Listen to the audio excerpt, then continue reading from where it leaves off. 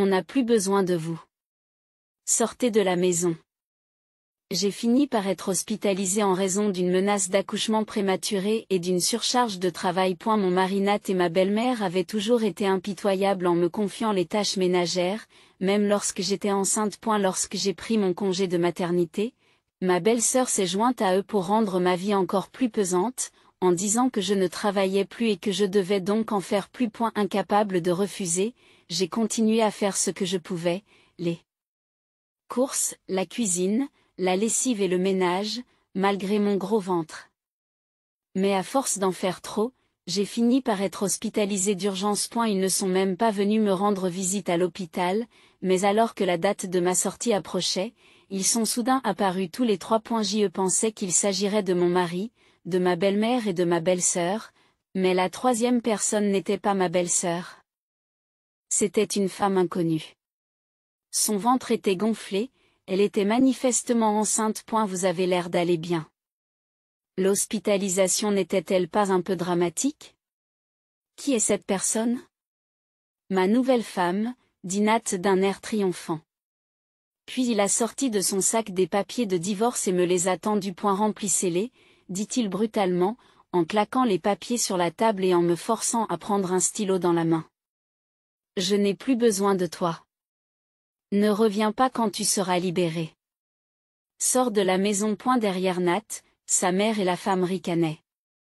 Mes poings tremblaient de rage face à son comportement scandaleux. À ce moment-là, mon père, qui m'avait aidé à accomplir les formalités de sortie, est revenu. Cela faisait longtemps, a-t-il dit en souriant. Ma belle-mère et Nat lui ont répondu par un sourire désagréable. Merci d'avoir pris soin de ma fille. Il semble que vous ayez entendu notre conversation. Vraiment? Vous n'avez pas dû être à la hauteur. Nous n'avons plus de place pour Sharon, alors s'il vous plaît, prenez soin d'elle chez vous, se moquent ma belle-mère et mon mari. Cependant, les paroles suivantes de mon père ont stoppé net leur rire. Non, non. Ce n'est pas Sharon qui quittera cette maison. Ce sera vous tous. Je m'appelle Sharon. Je suis une infirmière de 30 ans.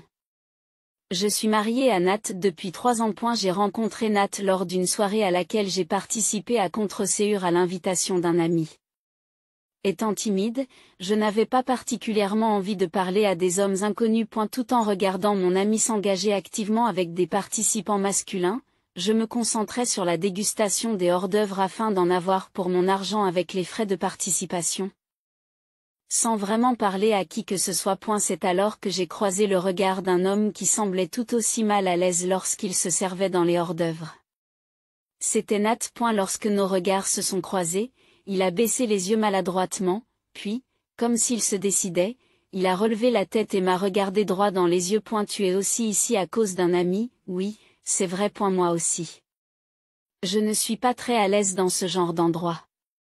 Et si on se tenait compagnie, puisqu'on est tous les deux ici contre notre gré? Le sourire timide de Nat le rendait facile à aborder, et j'ai fini par passer la majeure partie des 2 heures de la fête à discuter et à manger avec lui.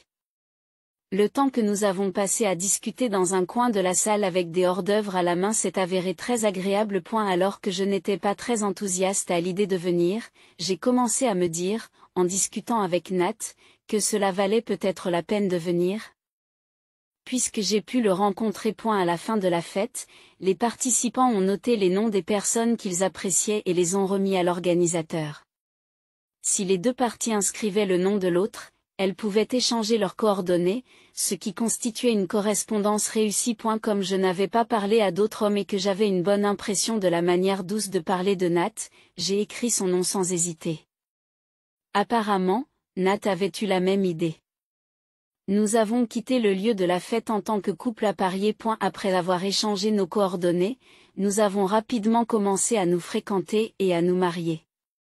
Après notre mariage, nous avons vécu ensemble dans un appartement à New York, mais lorsque le père de Nat est décédé l'année dernière, nous avons emménagé dans sa famille. Dans cette maison spacieuse où Nat vivait avec sa famille, nous avons vécu avec sa mère Eleanor et sa sœur Wendy.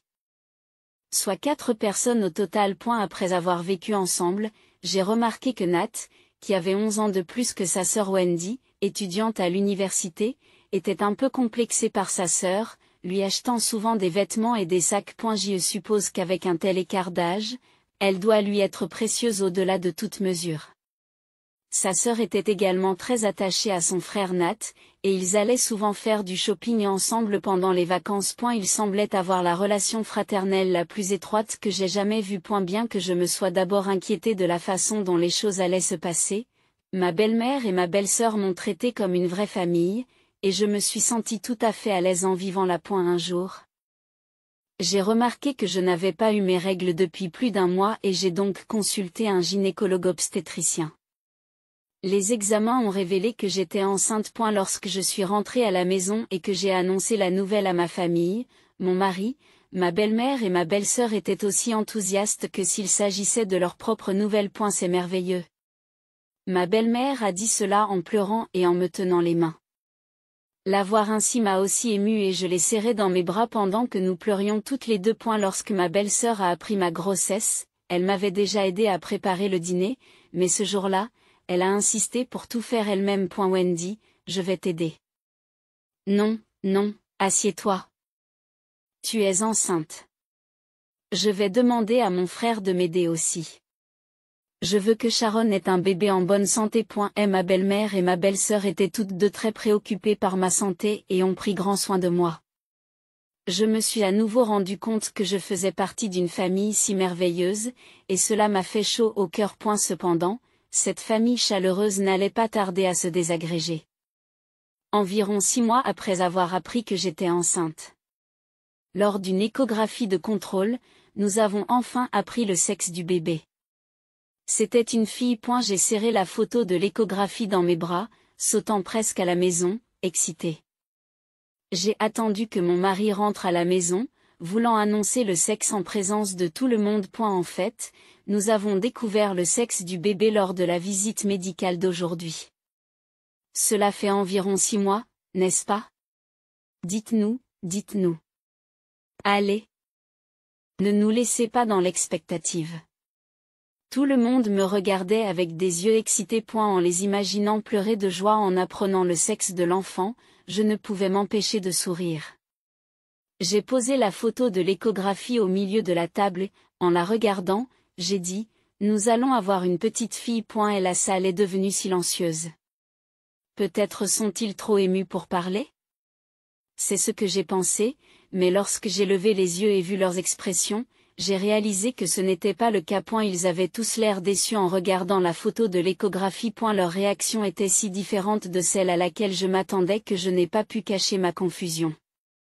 Pendant un moment, personne n'a rien dit, se contentant de regarder la photo de l'échographie, mais mon mari a finalement rompu le silence. C'est terrible, ce n'est pas un garçon. Qu'est-ce que tu veux dire par terrible? Que voulez-vous dire par terrible? Eh bien, évidemment. Il faut d'abord que ce soit un garçon. C'est vrai, comme c'est ennuyeux. Pensez que ce serait une fille. Ma belle-mère était d'accord avec mon mari. Je n'en reviens pas. J'ai sacrifié mon temps personnel pour aider aux tâches ménagères. Je n'ai pas compris ce qu'ils disaient tous les trois. Je n'aurais jamais imaginé que les gens que je pensais heureux montreraient une déception aussi évidente. Ce n'est pas parce que le bébé est une fille. Qu'est-ce que ça peut faire que ce soit un garçon ou une fille? Bien sûr que c'est important. Vous me décevez tellement, dit ma belle-mère en poussant un grand soupir.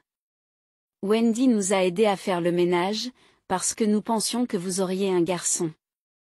Pauvre Wendy. Pensez que vous seriez un tel échec. Je me sens trompée. Oui, tu m'as vraiment déçu. Depuis ce jour, j'ai perdu ma place dans cette famille. Vraiment, Sharon est si inutile, n'est-ce pas? Maman, c'est ce que tu appelles un échec, n'est-ce pas? C'est ça. Wendy. Tu ne dois jamais devenir comme elle est. Ma belle-mère et ma belle-sœur ont commencé à dire du mal de moi à chaque occasion. Rien n'avait changé chez moi. Je vivais comme avant. J'allais au travail, je rentrais à la maison pour faire le ménage. Pourtant, ma belle-mère et ma belle-sœur avaient complètement changé et ont commencé à m'agresser verbalement. Même le dîner qu'elles avaient l'habitude de prendre avec plaisir suscitait désormais des critiques. Qu'est-ce que c'est? Cela n'a aucune saveur. Je les supportais, mais Sharon, tu es vraiment une mauvaise cuisinière. Je suis désolée. Je n'ai pu que me mordre la lèvre et m'excuser. Nat, qui me voyait me faire mépriser tous les jours, n'a rien fait pour m'aider. En fait, il s'en est mêlé. Nat invitait des collègues et des amis chez nous et se plaignait constamment de moi. Vraiment, ma femme est tellement incompétente. Essayer cette nourriture, c'est horrible, n'est-ce pas? Arrêtez. Tu ne devrais pas servir de la nourriture aussi horrible à tes invités. Nat, je me demande pourquoi tu as épousé une telle femme. Ils ont tous commencé à dire que j'étais une femme incompétente. Les invités avaient l'air mal à l'aise, mais ils étaient tous les trois trop occupés à dire du mal de moi pour s'en rendre compte. Depuis le jour où ils ont appris que le bébé était une fille, j'ai été méprisée et j'ai vu mon caractère bafoué tous les jours. Je luttais mentalement, mais le bébé continuait à grandir. Lorsque j'ai pris mon congé de maternité, ma belle-mère et ma belle-sœur ont cessé de faire le ménage. Puisque vous ne travaillez pas, vous devez vous occuper correctement de la maison. Je me levais plus tôt que tout le monde, je préparais les déjeuners pour Nat et sa sœur, et le petit déjeuner pour tout le monde. Pendant la journée, je nettoie à fond toutes les pièces de la grande maison pendant que ma belle-mère se prélasse devant la télévision ou prépare des collations pour les dames du voisinage qu'elle a invitées. L'après-midi, je finissais les courses seule avant que Nat et sa sœur ne rentrent à la maison et préparent le dîner. Je finissais de manger avant tout le monde, je préparais le bain, jusqu'à l'heure du coucher, je faisais la vaisselle, je pliais le linge de tout le monde, la même routine tous les jours. Même Nat, qui m'avait soi-disant épousée parce qu'il m'aimait, ne m'aidait jamais et me traitait comme une simple femme de ménage. J'en avais assez de ces journées. Honnêtement, j'ai envisagé le divorce. Mais ma grossesse m'a empêché de franchir le pas. Je craignais de rendre mon enfant orphelin de père en raison de ma situation et de lui donner une vie difficile dès sa naissance. De telles angoisses m'ont traversé l'esprit. Je devais simplement l'endurer moi-même. Finalement, j'ai tué mes émotions et j'ai vécu chaque jour qui passait. La veille de l'anniversaire de ma belle-sœur, elle a annoncé au cours du dîner: je veux inviter mes amis pour ma fête d'anniversaire. Bien sûr, ma belle-mère et Nat ont accepté. Puis ma belle-sœur m'a regardée et m'a dit: Sharon, tu t'occupes des préparatifs, n'est-ce pas? Moi, je n'ai pas pu m'empêcher de froncer les sourcils. Voyant cela, ma belle-mère m'a grondé: tu ne veux même pas fêter la sœur de ton mari? Non, ce n'est pas ce que je. Wendy est occupée à l'université. Vous ne travaillez pas, vous avez donc du temps libre, n'est-ce pas? C'est ça. Faites-le, c'est tout. Ils n'ont pas dû remarquer à quel point mon ventre avait grossi. Même si le bébé bougeait clairement maintenant. Personne n'a dû s'en rendre compte. Le jour de la fête, ils m'ont tous abandonné pour aller acheter des cadeaux d'anniversaire à ma belle-sœur. C'était une fête que ma belle-sœur avait soudainement annoncée. Rien n'avait été préparé. Ni les décorations, ni la nourriture, ni le gâteau. Bien sûr, ma belle-sœur n'avait rien préparé non plus, se contentant de me dire ce dont elle avait besoin. Je n'avais pas d'autre choix que d'aller faire les courses. Alors que je me préparais à partir avec mon corps lourd, j'ai soudain ressenti une violente douleur abdominale. Et la douleur était si intense que je ne pouvais pas rester debout et que je n'arrêtais pas de transpirer. J'ai immédiatement contacté mon gynécologue obstétricien habituel, qui m'a dit de venir tout de suite car il pouvait s'agir d'une menace d'accouchement prématuré, et j'ai donc appelé un taxi. Et la douleur intense ne montrait aucun signe d'apaisement et je me sentais anxieuse. Et si le bébé avait un problème? Lorsque je suis arrivée à la clinique et que le médecin m'a examinée, le bébé allait bien. Mais on m'a ordonné d'être hospitalisée immédiatement. Je savais que je devais contacter Nat à ce sujet. J'ai tapé son nom dans l'historique des appels de mon téléphone. Après plusieurs sonneries, c'est un Nat légèrement irrité qui m'a répondu. Qu'est-ce qu'il y a? As-tu terminé les préparatifs de la fête? Eh bien, j'ai eu de fortes douleurs abdominales et je suis allée voir le gynécologue obstétricien, qui m'a fait hospitaliser d'urgence. Qu'est-ce qu'il y a? Tu n'as donc pas fini les préparatifs? Non, je ne pouvais pas. Vu les circonstances. Ne faites pas n'importe quoi. Tu aurais dû finir les préparatifs avant de partir. Nous rentrons déjà à la maison avec les amis de Wendy. Nat m'a reproché de ne pas avoir terminé les préparatifs de la fête d'anniversaire de sa sœur. Mais je risquais un accouchement prématuré et le bébé était en danger. Je n'avais pas le choix. La fête est plus importante que le bébé en ce moment. Je n'en croyais pas mes oreilles. Je savais que Nat était très attaché à sa sœur. Mais maintenant, cette personne avait mis en balance la fête d'anniversaire de sa sœur et la vie de notre bébé. Et il avait décidé que la fête d'anniversaire était plus importante. Je n'arrivais pas à y croire. J'en ai fini. Nat criait encore quelque chose, mais je lui ai raccroché au nez. Le bébé était mon enfant et celui de Nat. Je n'ai pas pu m'empêcher de pleurer devant les mots incroyables que Nat avait prononcés. Dans cette famille, il n'y avait personne de mon côté. Personne pour m'aider. Les seules personnes sur lesquelles je pouvais compter étaient mes propres parents. Allô, papa? J'ai appelé mon père en larmes. Ensuite, j'ai été hospitalisée pendant 2 semaines en raison d'une menace d'accouchement prématuré et d'un surmenage. Les seuls visiteurs que j'ai eus furent mes parents, ce qui n'est peut-être pas surprenant.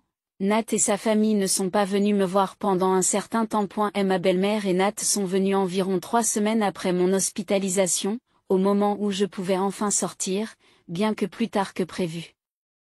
Je suis restée sans voix lorsqu'ils sont entrés dans ma chambre d'hôpital. 3 personnes sont entrées dans la chambre.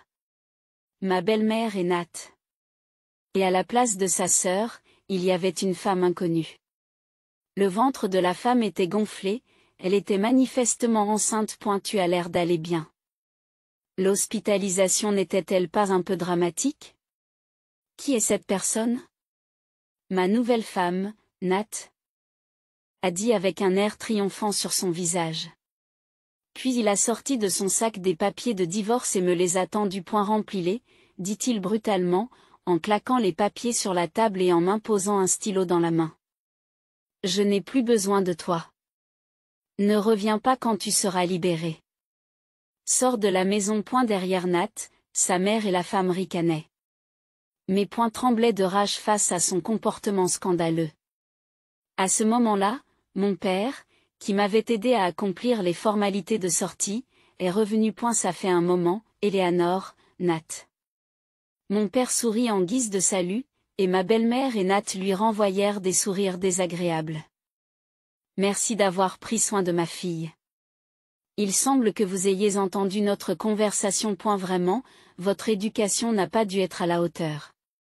Nous n'avons plus de place pour Sharon, alors s'il vous plaît, prenez soin d'elle chez vous. Ma belle-mère et Nat ont ri d'un air moqueur. Cependant, les paroles suivantes de mon père ont stoppé net leur rire. Non, non. Ceux qui quitteront cette maison ne seront pas Sharon. Ce sera vous tous. Qu'est-ce qu'il veut dire? Qu'est-ce que mon père est en train de dire? Je n'étais pas le seul à me poser cette question, car Nat a dit à mon père en se moquant de lui. Qu'est-ce que tu racontes comme bêtise, comme on pouvait s'y attendre de la part du père de Sharon? Malgré le ton grossier de Nat, mon père a continué à parler d'une voix extrêmement calme. Savais-tu que ton défunt père avait des dettes importantes? À ces mots, ma belle-mère a visiblement réagi. Nat semble ne rien savoir et demande à sa mère. C'est vrai, maman? Oui, il y avait des dettes. Mais elles auraient dû être remboursées. C'est pourquoi je ne l'ai jamais dit à Nat ni à Wendy. Nat eut l'air soulagé d'entendre les paroles de sa mère et nous jeta, à mon père et à moi, un regard complice. Pour rembourser ces dettes importantes? Votre défunt père m'a emprunté de l'argent en utilisant votre maison comme garantie. Qu'est-ce que cela signifie? D'après mon père, comme mon beau-père était décédé, leur maison appartenait désormais à mon père et non plus à la dette. Ni Nat ni sa mère ne le savaient et ils étaient visiblement ébranlés. Comme Sharon vivait dans cette maison, je n'avais pas l'intention de la récupérer de force.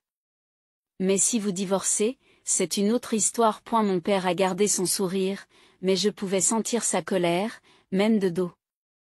Ceux qui quitteront cette maison ne seront donc pas Sharon. Ce sera vous tous qui deviendrez des étrangers pour Sharon. Ils sont restés stupéfaits pendant un moment, mais lorsqu'ils ont enfin compris les paroles de mon père, ils ont commencé à paniquer. Mon père leur a dit calmement de partir immédiatement alors qu'ils paniquaient. Puis Nat m'a regardé et a repris les papiers du divorce. Je suis désolée de ne pas avoir été là quand tu traversais des moments difficiles. Je te soutiendrai à partir de maintenant. C'était un mensonge évident et désespéré. Cette personne avait-elle toujours été aussi pathétique? Je restais sans voix devant son revirement complet, mais mon père tapa sur l'épaule de Nat. Nat, tu sais ce que c'est? Mon père brandit plusieurs photos devant le visage de Nat. Désolé, mais j'ai la preuve de ta liaison depuis un moment déjà. Bien sûr, je vais demander une compensation. Alors prépare-toi à cela. Mon père dit cela en souriant, puis il prit mes affaires et me conduisit hors de la chambre d'hôpital. J'ai entendu ma belle-mère et Nat s'agiter, mais ni mon père ni moi ne nous sommes retournés. 2 ans se sont écoulés depuis. Le bébé est né sain et sauf.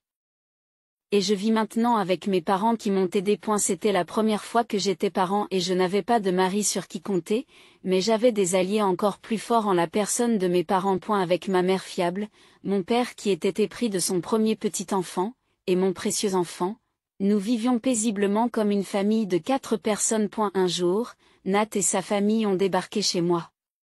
Je n'avais pas l'intention de les laisser entrer dans la maison, mais ils faisaient un scandale, criant sans se soucier des voisins, alors je les ai laissés entrer à contre-séure dans l'entrée. Je leur ai demandé, « Qu'est-ce que vous faites ici? Qu'est-il arrivé à cette nouvelle femme? » Eh bien, le bébé de cette femme n'était pas le mien. Selon l'histoire de Nat, sa maîtresse avait donné naissance à un garçon, mais les tests ADN ont révélé qu'il n'y avait pas de lien de filiation entre l'enfant et Nat. Lorsqu'ils ont découvert qu'ils avaient été trompés, ils ont mis la maîtresse à la porte. C'est alors que j'ai appris que tu avais un garçon. Nat avait 2 amis communs dans son entreprise, et il s'était apparemment précipité pour confirmer après les avoir accidentellement entendus parler. Oui. Comme l'a dit Nat, l'échographie avait été mal interprétée, le bébé que j'ai mis au monde était en fait un garçon. Tu nous as trompés. Je pensais aussi que c'était une fille, jusqu'à ce qu'il naisse. Cet enfant est aussi le mien. C'est vrai. C'est l'enfant de Nat. Donnez-le-moi. Ils étaient sur le point de faire irruption dans notre maison, exigeant de savoir où était l'enfant. Sharon, c'est quoi tout ce remue-ménage? Inquiet du bruit, un homme est apparu de l'intérieur. Celui qui était venu vérifier la situation à l'entrée était mon fiancé. Lorsque Nat et sa mère ont vu mon fiancé, ils ont été abasourdis par ce développement soudain, mais une fois qu'ils ont compris la situation, ils sont devenus furieux. Sharon, tu avais une liaison. Quel genre de femme es-tu? Incroyable, ces gens avaient-ils oublié ce qu'ils avaient eux-mêmes fait? J'ai été stupéfaite de voir à quel point ils étaient enragés, n'ayant rien à voir avec le mari infidèle et sa mère. Alors que je me demandais comment me débarrasser de ces fauteurs de troubles, mon fiancé s'est mis à rire. Je l'ai rencontré après la naissance de l'enfant. Mon fiancé a regardé Nat et sa famille en parlant. D'ailleurs, j'ai entendu dire que c'était vous qui aviez une liaison. De quel droit parlez-vous? Dois-je appeler la police? Nat et sa mère n'ont pas pu répondre aux paroles acerbes de mon fiancé et sont partis en marmonnant des plaintes sous leur haleine. Tu as de l'assurance. Je pensais que tu étais plutôt pacifiste. Comment pourrais-je pardonner à quelqu'un qui t'a si maltraité? Ces mots m'ont presque fait pleurer. Et puis, nous ne voulions pas déranger la sieste de la petite, n'est-ce pas, une fois de plus? J'ai réalisé à quel point j'avais rencontré une personne merveilleuse. Car d'autres années ont passé. Maman. Dépêche-toi. Juste une minute. Calme-toi, Sharon. Je le tiens. Notre fils, toujours vêtu de son grand sac à dos, court devant lui avec l'excitation au cœur. Mon fiancé, qui surveille ses arrières avec amour, est devenu mon mari lorsque notre fils a eu 3 ans. Aujourd'hui, c'est le premier jour d'école de notre fils. Alors que je retenais mes larmes en regardant notre fils assis tranquillement sur sa chaise en train d'écouter l'enseignant, quelqu'un m'a soudain tapé sur l'épaule. Lorsque je me suis retournée, c'était l'ancien collègue de Nat. C'était l'une des personnes qui était venue chez nous à l'époque et qui avait entendu des plaintes incessantes à mon sujet. Je suis restée sans voix, mais il m'a dit, « Pourriez-vous m'accorder un peu de temps ?» Après cela, je me doutais qu'il s'agissait de Nat. Lorsque j'ai consulté mon mari, il m'a dit qu'il serait bon de l'écouter pour tirer un trait sur le passé. Finalement, mon mari a ramené notre fils à la maison et je suis allée dans un café voisin avec le collègue de Nat. Elle m'a ensuite raconté ce qui était arrivé à Nat. Après cela, bien que sa sœur ait obtenu son diplôme universitaire, elle n'avait pas pris au sérieux sa recherche d'emploi et s'était retrouvée au chômage. Par conséquent, sa mère et sa sœur étaient financièrement dépendantes de Nat. Bien qu'elles aient réussi à s'en sortir au début, entre leur soutien et le paiement de l'indemnité, les revenus de Nat n'ont finalement pas suffi. Le collègue n'a pas eu de nouvelles directes de Nat, mais apparemment, il s'est endetté en raison de difficultés financières. Récemment, Nat s'est absenté du travail sans préavis et lorsque le personnel est allé le voir à son domicile, il l'a vu se faire emmener par des hommes à l'allure effrayante. Depuis, personne ne sait où se trouve Nat. Le collègue de Nat a terminé son café glacé. Je me suis sentie profondément reconnaissante d'avoir divorcé à l'époque. Je devrais peut-être même remercier Nat d'avoir amené sa maîtresse et d'avoir préparé les papiers du divorce. J'y suis rentrée. Bienvenue, maman. Bienvenue à la maison, Sharon. Entourée de mon adorable fils, de mon gentil mari et de mes parents fiables, je savoure mon bonheur maintenant.